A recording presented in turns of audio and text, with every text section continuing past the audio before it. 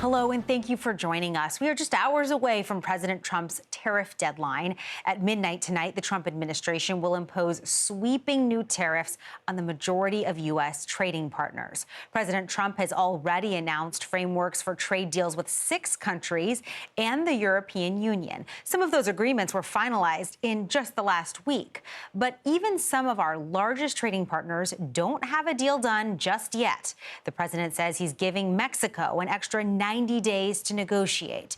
The administration is still discussing trade with China. Talks over the weekend in Stockholm ended with no firm agreement. The two sides are considering their own 90-day extension to finalize a deal.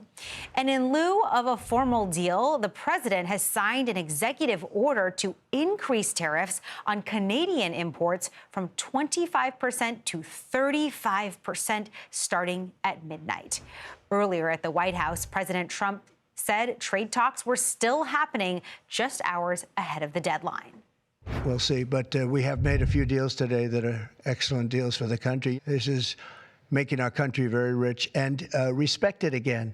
1 year ago, we were a dead country. Now we're the hottest country in the world.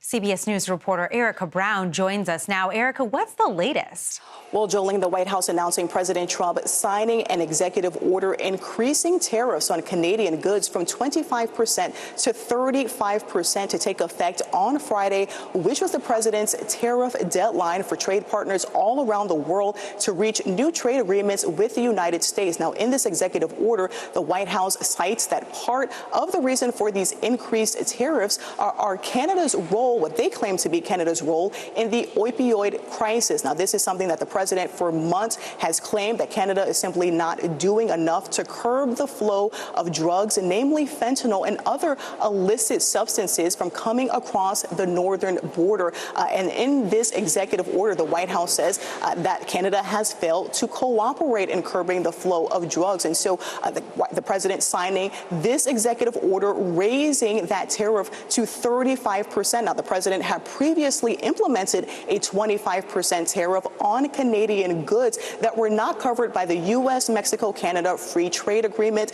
And this tariff will also encompass the same things. But this comes as the president also noted another issue that could threaten trade talks between the U.S. and Canada, and that is Canada's plans to recognize a Palestinian statehood at this year's UN General Assembly in September. Now, the Canadian Prime Minister Mark Carney said one of the reasons for this announcement was the suffering of Palestinian civilians in the Gaza territory, and this is notably a policy reversal for Canada. And President Trump had previously said that recognizing Palestinian statehood could be seen as rewarding Hamas, and he took to social media in the early morning hours responding to this move by Canada, saying it could undermine trade talks between the two countries. Now, Canada remains one of the U.S.'s largest trading partners, and the trade talks have been ongoing for months, but the Canadian Prime Minister warned that those trade talks could likely continue beyond the president's August 1st deadline. And today, the president signing an executive order implementing a higher 35% tariff on Canadian goods. Jolene?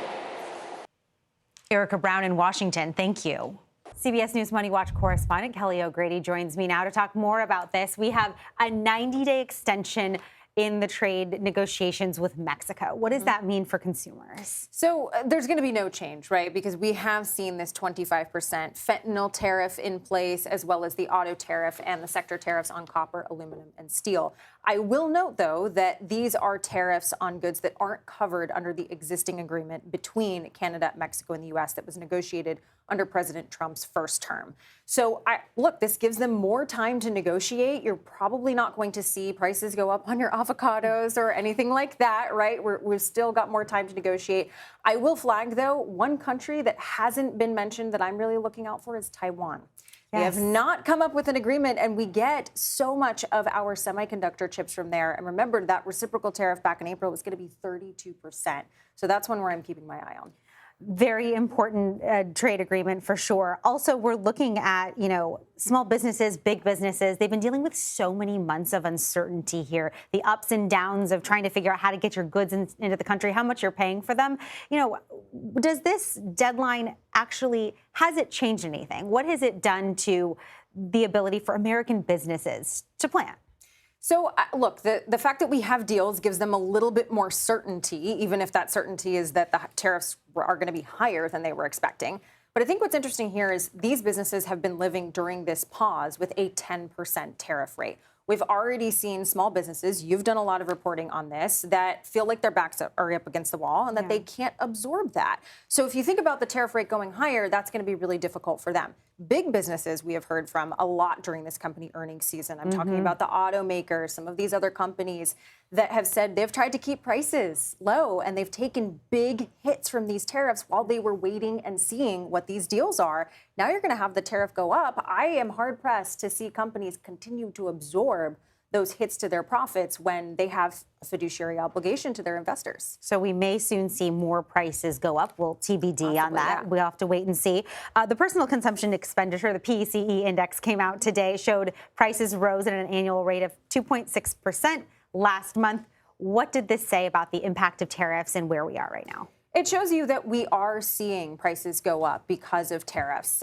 This is the Fed's preferred gauge on inflation. It was supposed to come in at 2.5. It was hotter than expected, a little bit. Yeah. Look, it's nothing to write home about. This is not 9% like we saw back in the summer of 2022, but we are seeing that elevation. The other thing that stood out to me is spending. People were spending less on autos and auto parts. That, of course, is a sector that has been hit hard by tariffs.